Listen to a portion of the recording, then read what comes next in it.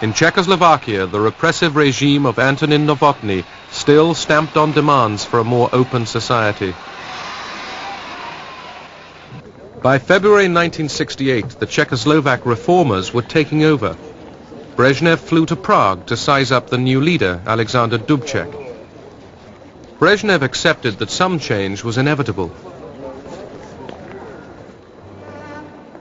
Alexander Dubček seemed a loyal communist who would alter only what was necessary. By March 1968, Dubček and the new president, Ludvík Svoboda, were in charge, but their reforms were already shocking the rest of the communist world. The reformers were confident that they could bring communism up to date. The party would still lead, but by consent, not force. There would be freedom to speak and write, to travel and organize. There would even be a form of market economy. Dubček's vision was named Socialism with a Human Face. One of the first changes was the ending of censorship. Suddenly the papers were full of truth, revealing the crimes of Stalinist Czechoslovakia. Everywhere, crowds gathered in anxious debate.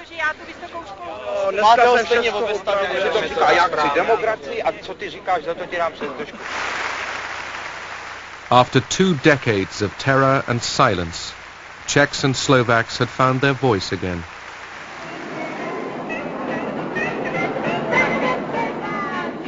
Western styles and visitors poured in.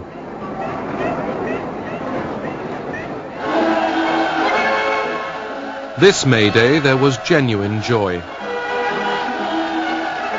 Trust was growing between the people and their leaders.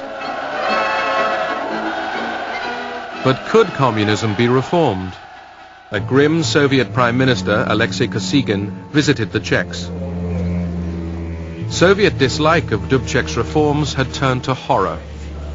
Moscow feared the Communist Party might lose power. Worse, Dubček might change sides in the Cold War. In the early summer, Warsaw Pact troops staged very public maneuvers in Czechoslovakia. After the exercise, they left their signals network in place. The warning was not hard to read.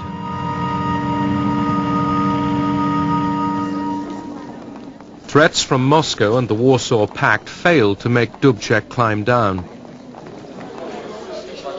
In July, Brezhnev, Kosygin and the entire Politburo arrived from Moscow with renewed demands. The situation was quite tense. Decided to solve the problem by force.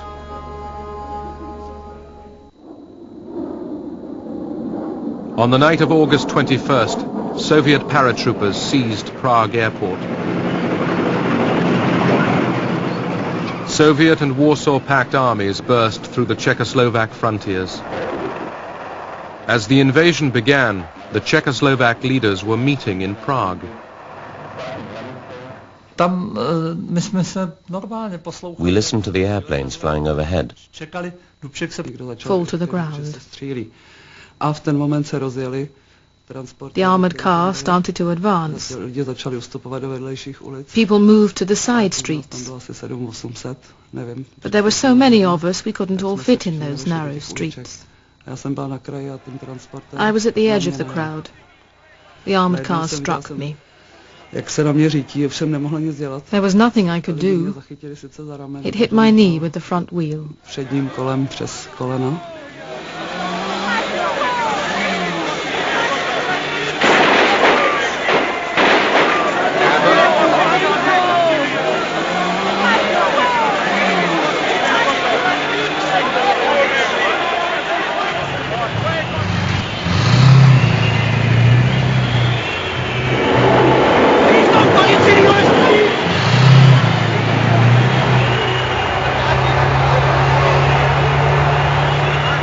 Czechoslovakia's kidnapped leaders decided resistance was hopeless. In a tragic broadcast, Dubček broke the news. Nedopusťte provokácie. Nedovolte vniesť paniku do našich radov. Nezostáva nám v ťažkej situácii nič iné. The Czechoslovak experiment, the most daring attempt to marry communism with democracy, had failed.